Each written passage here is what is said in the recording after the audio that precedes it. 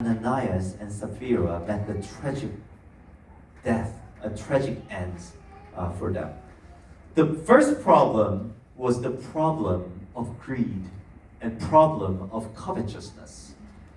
So, book of Acts of the Apostles, page 71 and 72, it says like this: in sharp contrast to the example of benevolence shown by the believers was the conduct of Ananias and Sapphira. Afterward, Ananias and Sapphira grieved the Holy Spirit by yielding to feelings of covetousness. So when all the other people were filled with the Holy Spirit and selflessly offered what they had, Ananias and Sapphira were yielding to feeling of covetousness. The second problem is the problem of deception, problem of lying. Acts chapter 5 verse 4 says, while it remained, was it not your own? And after it was sold, was it not in your own control? So they could hold it if they wanted. It was still theirs.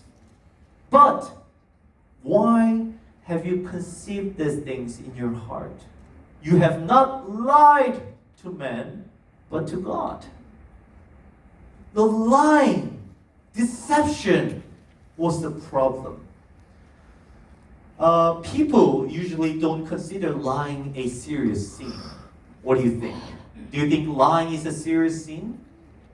It is. It is. Sometimes, people even write lies in their private diaries. Do you think so? They even write lies, in their diaries. But lying to the Holy Spirit may ruin our salvation.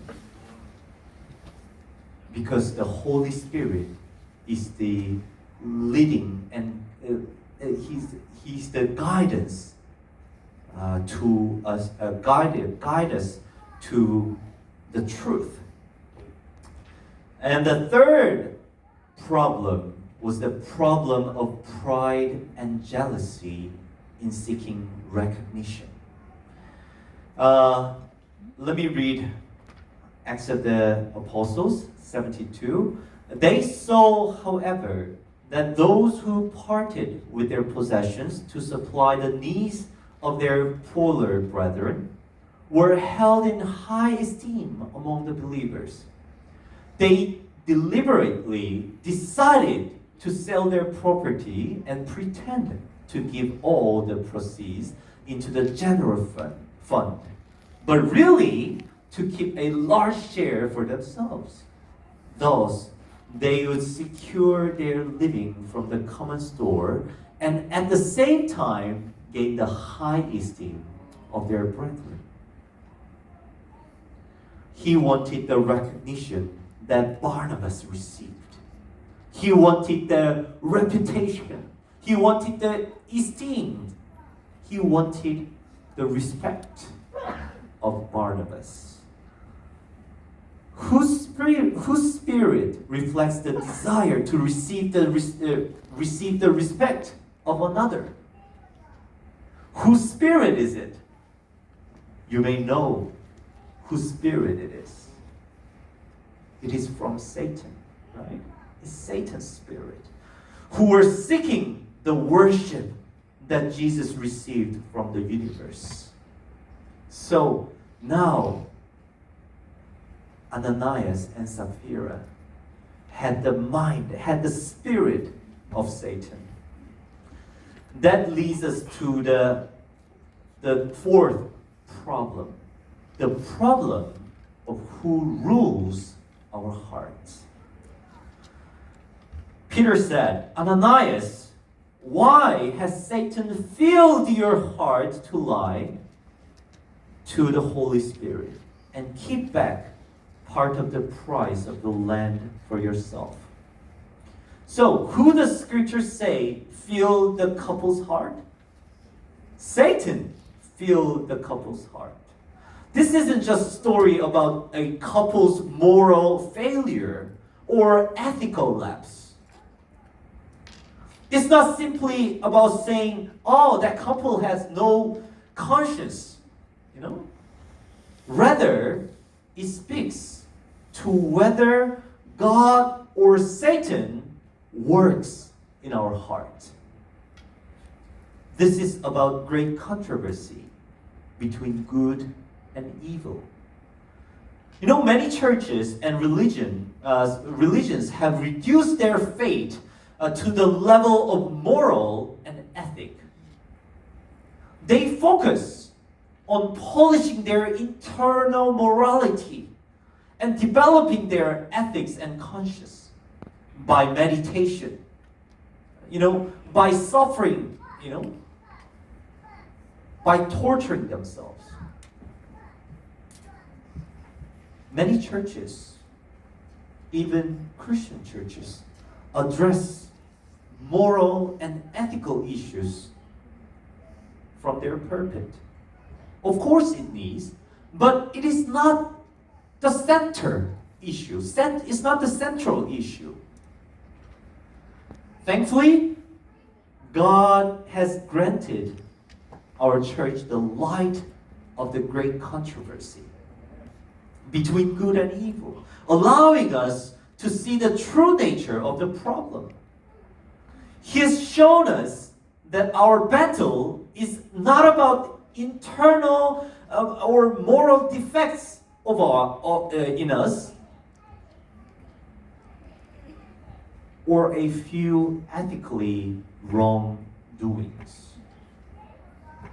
But it is about choosing which side we belong. This is the problem of choice of our ruler. Who will we serve? On which realm, on which side we will stand? In other words, this isn't a battle of ethics, but this is the battle of allegiance. We need to have allegiance with the Lord, to the Lord. So they had the problem of who rules their hearts. And we need to ask for ourselves too. And number 5, the problem was the protection. It was for the protection of the church. God saw that this notable manifestation of God's wrath was necessary to guard the baby church from such an evil.